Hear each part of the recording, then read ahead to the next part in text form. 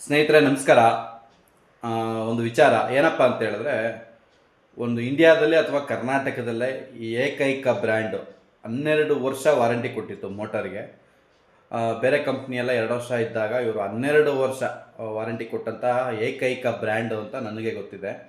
ಅದು ಯಾವ ಬ್ರ್ಯಾಂಡು ಅಂತ ನಿಮಗೆ ಗೊತ್ತಿದ್ರೆ ದಯವಿಟ್ಟು ಕಮೆಂಟಲ್ಲಿ ತಿಳಿಸಿ, ಫಾಲೋ ಮಾಡಿ. ನೆಕ್ಸ್ಟ್ ವಿಡಿಯೋದಲ್ಲಿ ನಾನು ಯಾವ ಬ್ರ್ಯಾಂಡು ಅಂತ ಅದು ಹೇಳ್ತೀನಿ. ನೀವು ತುಂಬ ಅದು ಹೆಸರುವಾಸಿಯಾದಂಥ ಬ್ರ್ಯಾಂಡ್ ಅದು. ಈಗಲೂ ಕೆಲವು ಮನೆಗಳಲ್ಲಿ ಇದೆ ಅದು. ಈಗ ಅದು ಬೇರೆ ಕಂಪ್ನಿ ಬೇರೆಯವ್ರು ಪರ್ಚೇಸ್ ಮಾಡಿ ಅದನ್ನು ಸೇಲ್ ಮಾಡ್ತಿದ್ದಾರೆ. ಬಟ್ ಅದು ಒರಿಜಿನಲ್ಲು ಬ್ರ್ಯಾಂಡ್ ಇತ್ತು.